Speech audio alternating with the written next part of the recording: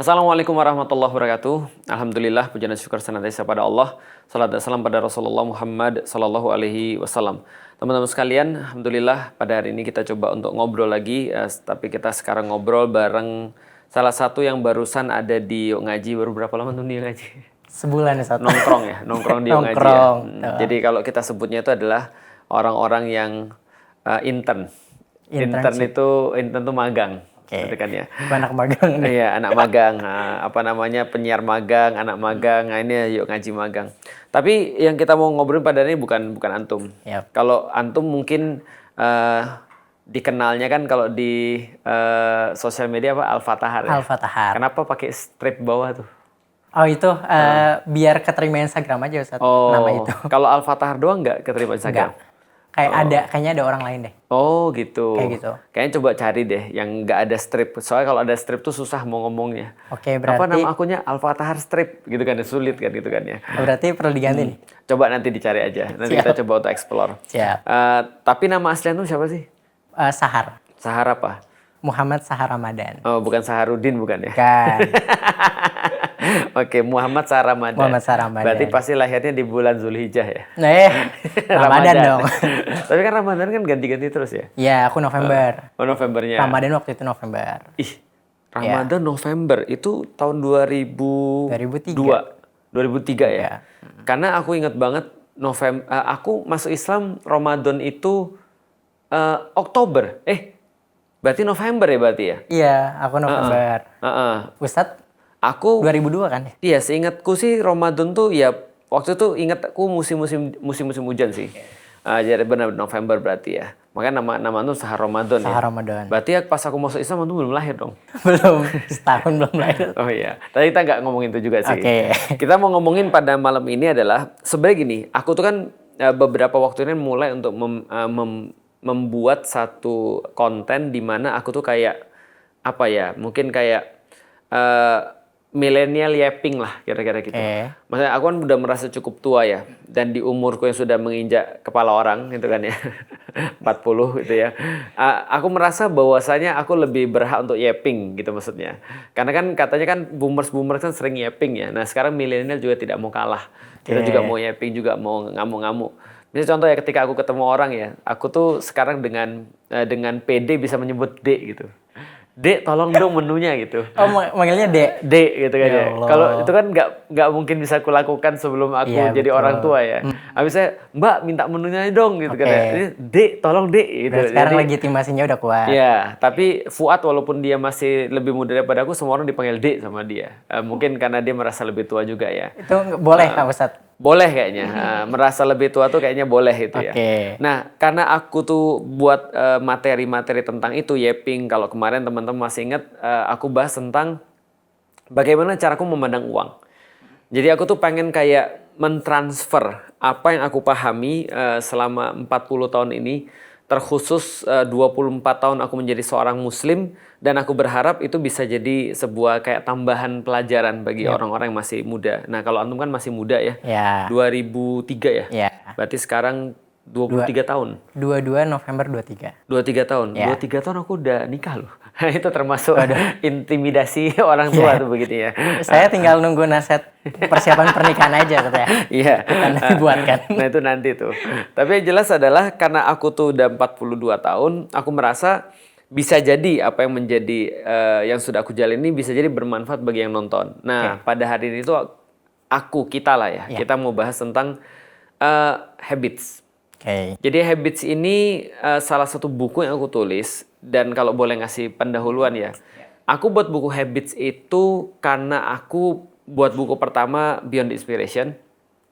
Buku kedua aku Muhammad Al-Fatih. Dan setelah itu banyak yang nanya gini, gimana sih cara belajarnya Felixio, kenapa bisa cepat gitu. Betul, misalnya di dalam Islam gitu kan ya. Padahal mereka ngeliat kan ini orang sipit, baru belajar Islam tiba-tiba ngajar gitu kan ya. Apa sih yang aku lakukan? Maka aku buat buku habits itu. Nah habits ini sebenarnya mau ku garap secara profesional sih. Tapi sebelum ku garap secara profesional, aku mau untuk ngasih dulu ke antum sebagai test case. Challenge. Persiapan untuk menerima. Izin gitu ya. Jadi challenge untuk antum supaya antum tuh kayak menjadi kayak saksi nyata pembangunan habits. gitu kan ya. Nah, karena ini juga antum intern di sini, berarti kalau aku secara pribadi ya, kalau aku ditanya oleh orang-orang yang masih muda ya misalnya, kalau aku cuma harus belajar satu skill, misalnya unlock satu skill dalam hidupku, apa yang kira-kira harus aku unlock? Sifu misalnya, gitu kan ya, atau Ustadz gitu kan ya, apa yang harus aku unlock? Aku jawab, unlock skill membaca. Pasti Ustadz kalau misalnya ada orang yang bertanya, skill apa yang perlu aku unlock? Pasti skill membaca. Skill membaca. Terutama kalau bagi orang-orang yang sudah membaca tapi belum konsisten, atau orang yang bahkan belum membaca. Karena untuk aku secara pribadi, skill membaca itu akan unlock banyak sekali skill-skill yang lain. Contohnya skill apa, Ustadz? Salah satu yang kayaknya langsung nih, kamu kalau udah suka baca, kamu pasti jago dan nulis. Duh, iya lagi. itu yang pertama ya. Baca unlock skill nulis. Jadi nggak usah aneh kalau Ustadz Felix itu penulis. Iya, betul. Karena pembaca. Yang kedua, ngomong. Iya lagi.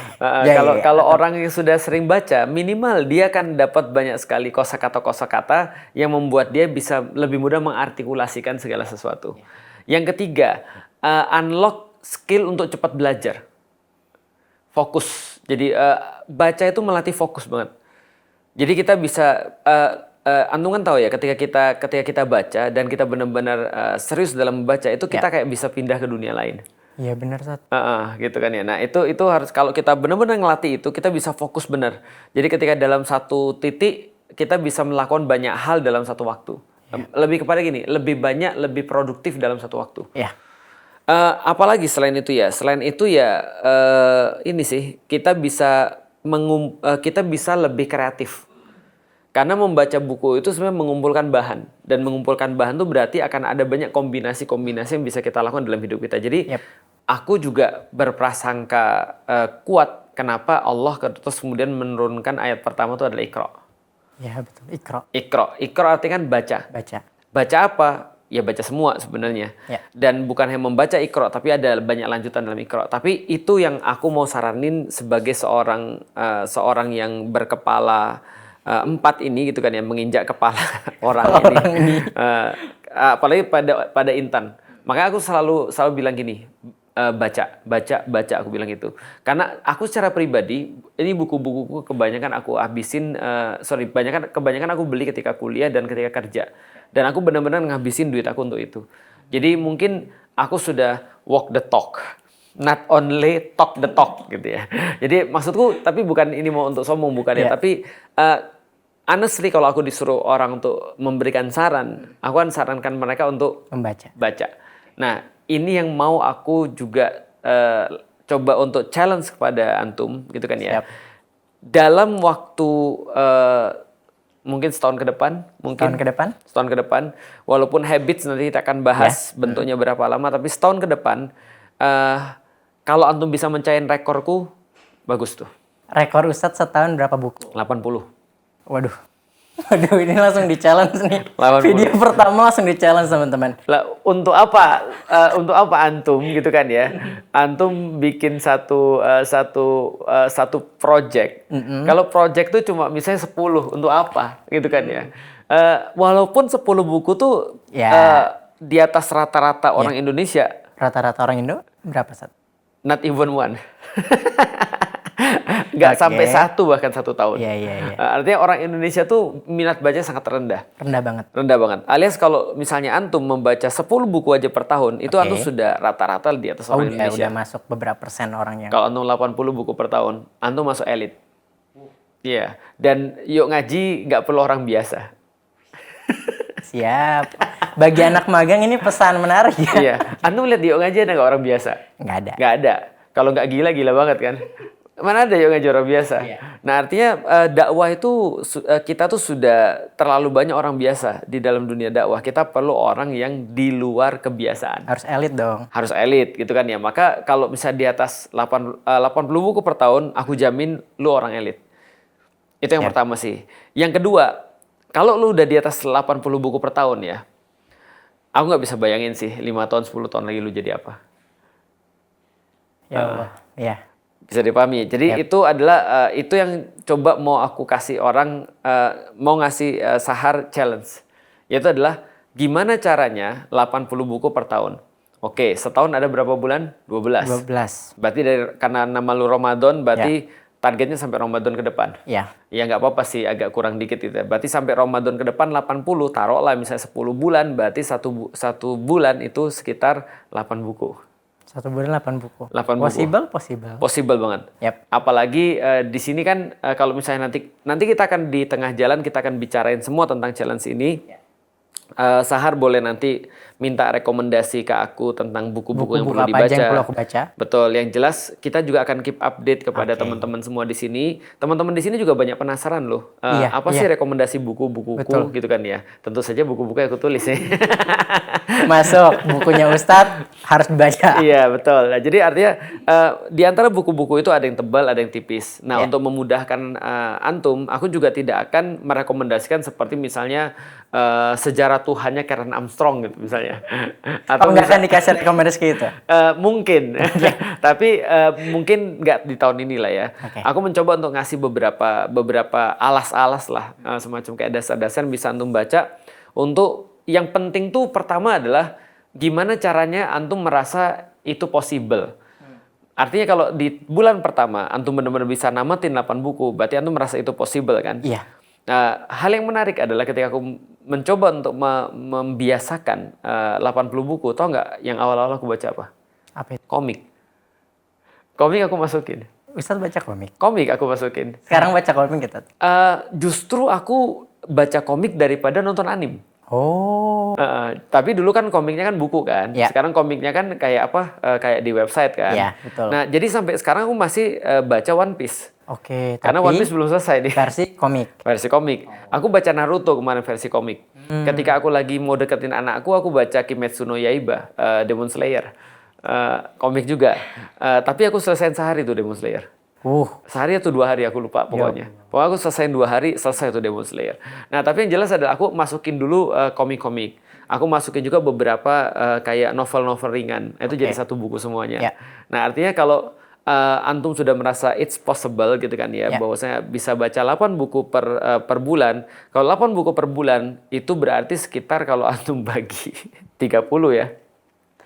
Berapa tuh berarti? 4 hari sekali antum ganti buku. Iya, 4 hari sekali ganti buku. Iya, dan itu harus konsisten. Yap.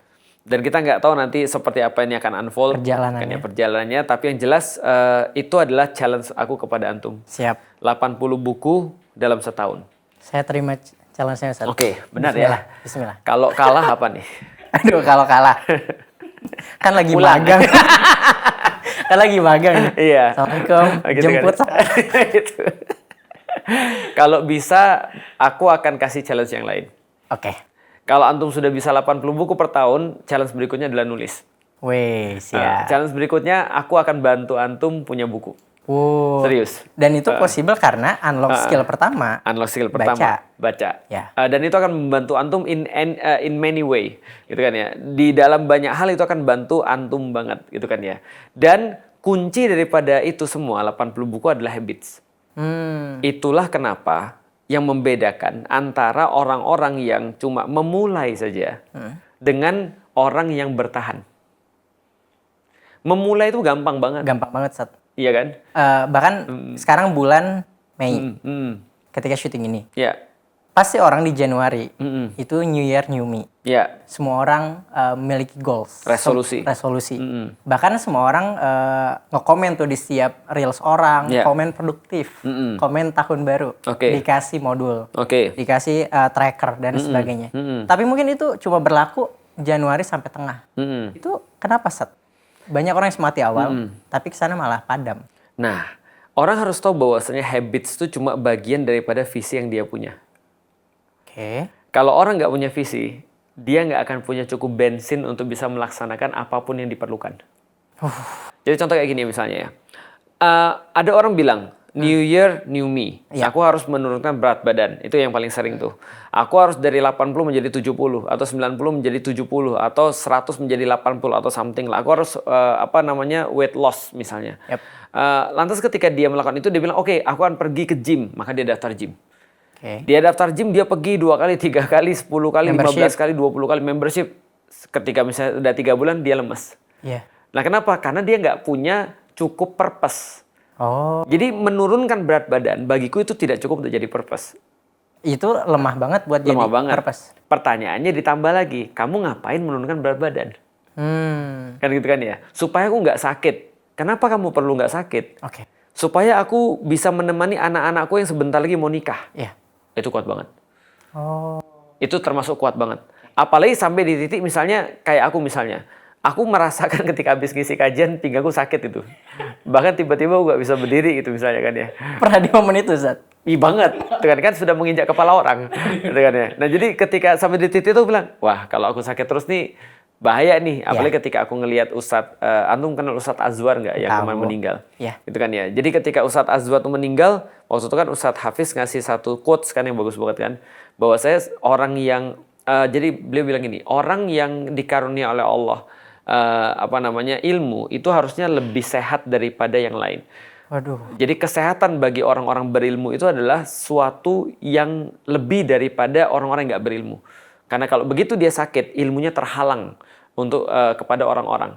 Nah jadi aku merasa perlu banget bagi aku. Jadi aku bukan hanya berpikir keluargaku, bukan hanya berpikir istriku, tapi bahwasanya adalah bagian daripada khidmatku kepada ilmunya Allah. Gitu maksudnya. Maka aku ketika aku begitu, aku terus kemudian males pergi fitness gitu kan, ya aku ingat siapa? Netanyahu. Dan itu jadi purpose yang luar biasa, Sat. Ketika aku nggak mau sakit dan aku mau sehat, aku datang ke gym. Dan apalagi kalau misalnya itu berkaitan sama aku pengen ngormatin ilmu.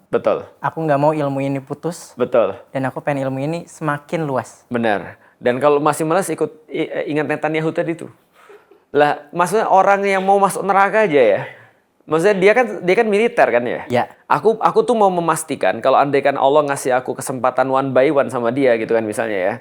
By 1 berantem sama dia, aku harus memastikan aku bisa ngecok dia sampai pingsan gitu kan ya. Minimal aku harus memastikan itu tuh. Jadi ketika begitu aku males, aku ingat langsung.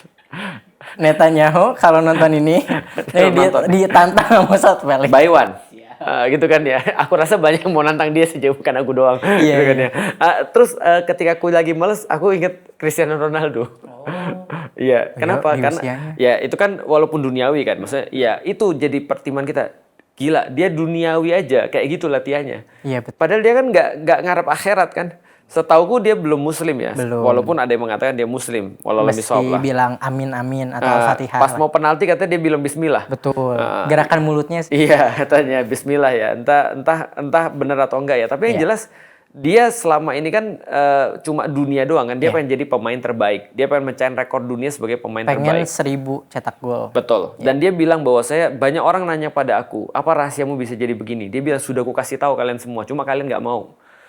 Dia bilang, udah aku kasih tahu semua, datang latihan paling awal, pergi ke gym gitu kan, dan segala macam. Dia bilang itu. Nah, Allah bilang, ya dia yang pengen dunia aja kayak gitu. Masa aku yang pengen akhirat nggak kayak gitu kan ya. Nah, itu penting banget tuh. Jadi orang bisa bertahan itu karena dia punya visi. Nah, disederhanakan lagi sama beberapa motivator. Dia bilang manusia tuh bertindak karena 3. Ada pleasure, ada passion, ada purpose. Pleasure, passion, dan purpose. Kalau pleasure itu senantiasa about me, tentang aku. Jadi dia adalah keuntungan fisik yang kita terima ketika kita melakukan sesuatu to pleasure. Ada orang nikah karena mohon maaf, dia pengen untuk mendapatkan kenikmatan ragawi, nah itu pleasure. Boleh nggak? Boleh, tapi nggak kuat. Itu masih cenderungnya aku aja. Aku. Begitu dia dapat pleasure-nya, dia selesai. Ada yang kedua adalah passion. Kenapa dia menikah? Karena dia cinta. Dia pengen terus kemudian untuk bersama-sama dengan orang itu. Berbagi kebahagiaan dan sebagainya. Nah itu adalah bukan hanya me, tapi ada you-nya juga.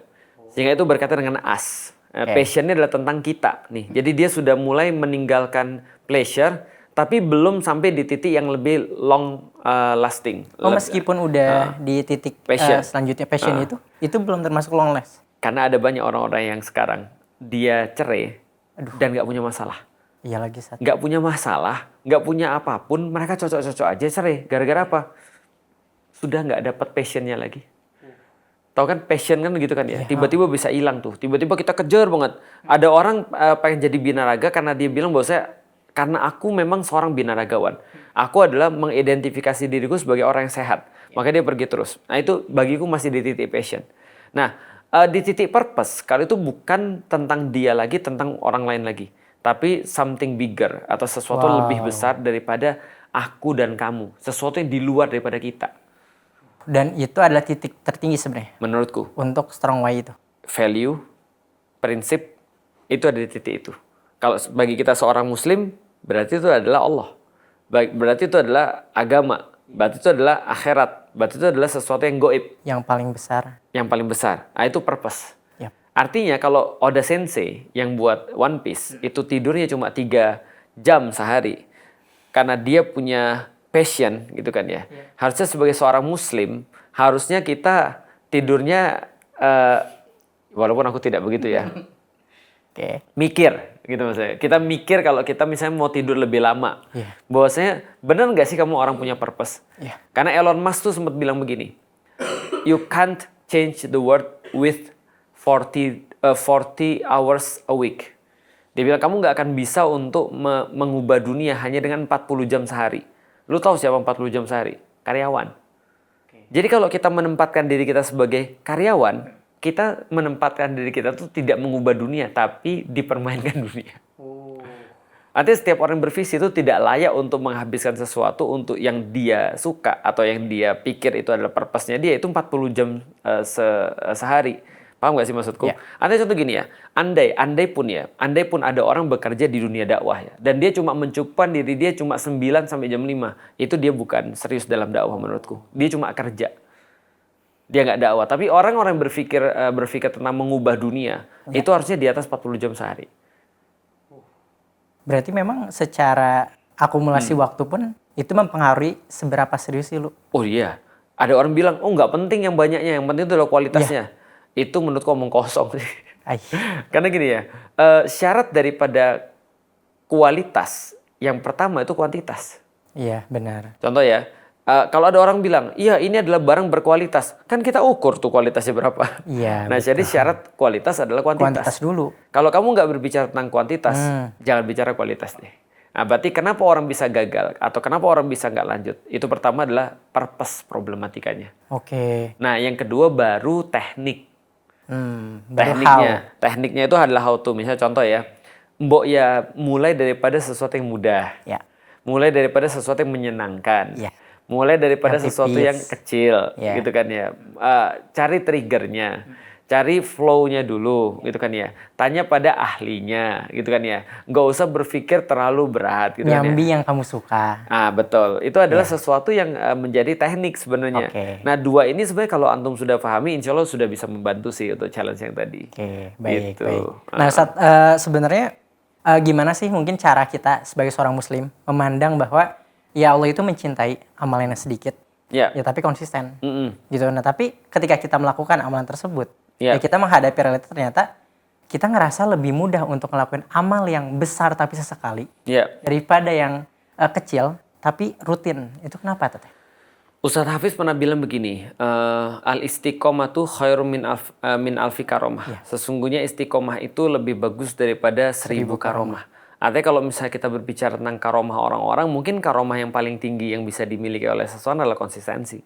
Karena tidak ada sesuatu yang bisa jadi tanpa ada konsistensi. Nah, jadi konsistensi itu penting banget. Makanya kan ketika Rasulullah melihat Rasul melihat ada orang yang beramal dalam tanda kutip ya, sangat ekstrim dan sangat banyak gitu kan ya. Maka apa kata Rasul? Saatan-saatan kan.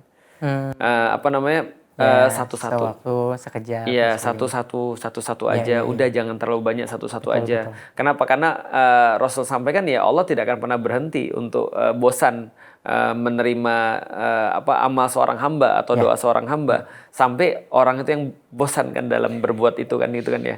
Yang sering terjadi kan kita yang bosan. Iya lagi. Gitu kan ya. Maka tuh nggak bosan. Nggak bosan. Makanya aku pernah praktek itu. Aku pernah praktek dulu ketika aku lagi ngafalin Quran. Aku ngafalin Quran itu diminta sama guru. Waktu itu adalah ngafalin Qurannya adalah 1 lembar dibagi 4. Nah, jadi 1 lembar dibagi 4. Aku dalam hatiku bilang bisa kok aku 1. Dan bisa memang. Bukannya 1, 2 lembar, 3 lembar itu bisa sehari. Tapi bertahan berapa lama? 3 bulan nih kayaknya. Itulah namanya murid yang tidak mau dengar guru. Oh, guru itu udah ngerti. Udah ngerti resepnya juga ya. Udah ngerti resepnya. Tahu nih. Bener, udah kamu jangan makan terlalu banyak. Iya. Udah makan aja dulu dibagi 4. Ya. Seperempat di dalam 1 lembar itu kamu baca setiap kali sholat 5 kali. Terus kamu ulangi nanti ketika sholat malam. Ya. Besoknya lagi dibaca lagi, terus baru besok tambah lagi bawahnya dikit, terus baru tambah lagi bawahnya dikit, tambah lagi bawahnya. Kita kan enggak. Ya, jangan lupa murojaah. Nah, waktu itu kita masih belum menginjak kepala orang kan. Nah, artinya, aku jadi ngerti. Oh ya, ternyata memang amal-amal yang dalam tanda kutip sporadis itu belum tentu lebih bagus daripada amal-amal yang konsisten. Oke, betul. Nah, gini Ustaz, aku ada di fase waktu pertama kali untuk lebih intens belajar Islam, lebih intens bagaimana sih cara kita memandang takdir dan sebagainya, belajar kepada asatid, datang kajian dan sebagainya. Ada satu momen di mana ekstrimnya tuh ketika udah dapat misalnya hikmah tentang tahajud. Akhirnya ngegaspol jam 2 pagi harus bangun pakai alarm, harus mandi jam 2, terus tahajud 11, setelah itu doa dan sebagainya, baca Quran sampai subuh, ke masjid dan sebagainya. Abis subuh jangan tidur, pergi mana dan sebagainya. Dan itu cuma bertahan 3 hari. Betul. Setelah itu jadi malas kan, jadi beban. Iya beban, betul. Nah, itulah kenapa ulama-ulama sering bilang begini, yang masalah tuh bukan tidak bisa, tapi kurang cinta. Jadi masalah bisa atau tidak bisa tuh gampang kalau sudah cinta sih sebenarnya. Nah, maka kenapa kita disuruh melakukan sedikit demi sedikit? Karena cinta tuh perlu dipupuk. Dan cinta itu perlu dikembangkan dengan waktu. Nah, kalau misalnya kita terburu-buru, cinta yang terburu-buru itu sering patah. Ayo, siapa yang baru patah hati? Asik. Karena terburu-buru. Iya. Tapi memang manusia itu ya, Allah juga sudah bilang ya, kita tuh kan tercipta kan ajilan ya, terburu-buru. Jadi manusia tuh sukanya buru-buru, pengen cepat selesai, pengen cepat selesai. Tapi aku juga nggak bisa nyalain sih, karena aku ngerti banget sih. Aku ketika dalam perjalanan ya, aku tuh pengen cepat sampai, pengen cepat selesai, pengen cepat pulang. Tapi pikirku, itu kan bukan namanya perjalanan ya. Perjalanan bukan tentang akhirnya, tapi tentang bagaimana kita jalan. Namanya juga perjalanan. Iya, betul. Berarti kan jalannya bukan ujungnya kan. Nah, makanya sebenarnya kita jangan terlalu fokus juga pada ujungnya sih. Nikmatin perjalanan itu penting. Nah, itu juga istiqomah. Nah, berarti kalau misalkan, aku bener nggak kalau misalkan kepada orang gitu bilang, tahajud itu mulainya jam 4 kurang 5 dulu kalau mau belajar gitu. Iya, betul. Gitu kan? Betul. Aku kalau tahajud, aku berusaha sampai sekarang nih malah. Tahajud tuh lebih enak paling dekat dengan subuh. Iya benar. Supaya kita nggak usah tidur lagi. Iya. Dan itu jadi apa ya? Jadi visible banget. Iya. Gitu maksudnya. Jadi kayak apa ya? Orang cuma bilang ini, lu cuma nambah sebentar doang, setengah jam doang sebelum lu subuh. Ya. Lu juga kadang-kadang bangun bengong kan. Gitu maksudnya. Nah kalau misalnya nggak bisa tahajud, ya udah bangun bengong aja dulu. Iya. Nah, gitu. Iya menarik. Nah, Ustaz, ngomongin tentang misalkan dengan habits misalkan di awal pagi kita dengan tahajud, dengan baca Quran sebagai seorang muslim, zikir pagi dan sebagainya. Rasul itu kan mendoakan keberkahan untuk umat itu di pagi hari. Betul. Nah, dan aku nggak tahu ngelihat banyak pola, banyak orang yang udah hebat, banyak orang yang menginspirasi. Mereka bilang mulai pagi kamu dengan baik. Emang se-powerful apa kalimat itu menurut Ustaz sejauh ini? Aku malah sekarang dapat lagi pagi itu bukan awal hari. Tapi justru awal hari di dalam Islam itu kan adalah mulai dari maghrib kan. Oh iya betul. Nah, jadi kunci daripada subuh itu adalah maghrib. Makanya maghrib kita diminta untuk berdoa. Oh iya betul. Maghrib diminta untuk terus kemudian benar-benar kayak zikir dan segala macam supaya nanti kita mempersiapkan pagi kita. Jadi pagi itu adalah waktu yang paling berkah benar. Dan lebih yang menariknya juga adalah gini. Antum pernah dapat ayat ini ya, wal mustaghfirina fil ashar. Iya. Dan ada orang-orang, nama antum kan sahar ya. Iya. Dan kan lahirnya sahur. Sahur, oh pantesan. Tapi sahar itu bukan hanya sahur loh. Apa itu? Wal mustaghfirina fil ashar. Iya. Itu bisa jadi 2 menurut para ulama. Apa itu? Satu adalah sahur, yang kedua adalah asar bener. Jadi waktu asar dan waktu sahur tuh sama tuh. Oke. Karena itu waktu-waktu persiapan. Persiapan untuk sesuatu yang besar. Oh. Asar persiapan untuk ganti hari. Oke. Dan itu kan katanya kan dari kata asar kan artinya adalah esensi. Asar tuh waktu, esensi dan peresan. Jadi asar tuh waktu yang sempit banget. Tapi kalau diperes itu menentukan hari. Kalau asir tuh jus. Asir tuh jus, betul. Peresan kan ya. Nah, jadi wal mustaghfirina fil ashar adalah bisa diartikan orang-orang yang beristighfar di waktu sahur, juga bisa orang beristighfar di waktu asar.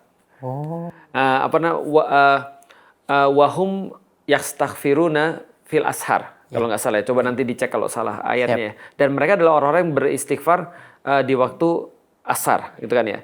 Jadi mustaghfirina fil asar dan orang-orang yang yastaghfirun fil asar itu adalah orang-orang yang di ujung hari itu dia melakukan sebuah istighfar untuk mempersiapkan hari sebenarnya. Nah, jadi keberkahan waktu itu ada di asar, sahur, dan juga ada di penghujung hari. Jadi penghujung hari untuk mempersiapkan di awalnya. Nah, kalau aku memandang ya, subuh-subuh itu aku bukan memandang lagi, tapi aku mungkin mengalami ya. Karena menurutku waktuku yang paling banyak belajar itu ya sahur. Kalau ashar terus terang aku masih banyak lalai. Karena ashar itu dulu aku paling seneng apa? Ya olahraga. Ya main bola. Main bola, olahraga ataupun ya bengong. Gitu kan ya, kalau ngapain lah gitu kan ya. Karena ashar tuh waktu kejepit banget kan ya. Karena kalau nanti antum merasa antum mudah-mudahan nggak merasakan ya, tapi aku merasakan kerja kantoran tuh bertahun-tahun. Karena aku nggak mendapatkan privilege langsung untuk jadi seperti sekarang kan. Nah, maka ketika aku asar itu ya udah waktu nunggu pulang.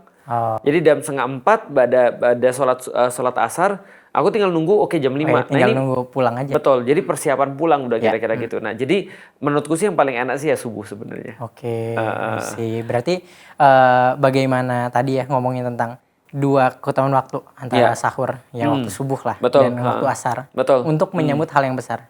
Nah, berarti kalau misalkan dengan hal ini konsepnya kan kalau misalkan kita pengen achieve hal-hal besar, kita pengen coba untuk menjadi orang-orang yang bisa menjadi 1%, 2% orang yang hebat. Ya bagaimana menyiapkan waktu-waktu itu. Betul. Makanya nanti aku juga mau ngasih antum beberapa video untuk antum tonton tentang bagaimana menyiapkan waktu versi seorang muslim.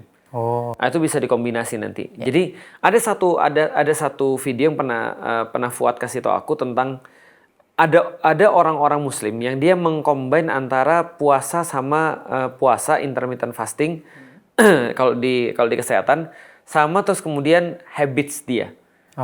Jadi dia tuh nyelesain seluruh kerjaan dia itu dari jam 3. Bangun jam 3 atau jam 4 sampai zuhur itu udah selesai semua tuh. Semua kerjaannya. Semua kerjaannya. Nah, setelah zuhur baru terus kemudian dia ngerjain entertain yang lain. Jadi bayangin tuh. Jadi kalau misalnya antum bangun jam 4 ya, sampai jam 12 antum bisa benar-benar tidak terganggu oleh dunia dalam tanda kutip ya. Itu antum sudah dapat sekitar berapa jam tuh? 4 sampai jam 12. Berarti sekitar 8 jam. 8 jam. Berarti udah 8 jam dan berarti jam 12 itu antum bisa fitness. Betul. Antum bisa terus kemudian rapat. Antum bisa terus kemudian segala macam. Nah, itu mulai dari jam 12. Apalagi antum masih muda nih. Iya betul, harusnya bisa ngelakuin banyak hal lagi. Harusnya bisa produktif banget. Dan kalau itu bisa dikombin dengan baca buku tadi, harusnya lebih pada 80 sih harusnya. Asik. Itu mulai lagi tuh. Harusnya. Kalau bisa 1 jam 75 halaman, bisa. Ya kan 8 jam udah berapa ratus halaman tuh. Satu buku habis tuh. Kalau, tapi ya tentunya nanti kita coba akan lihat sih. Kita akan lihat. Karena balik lagi, ada satu yang paling penting sih. Apa itu?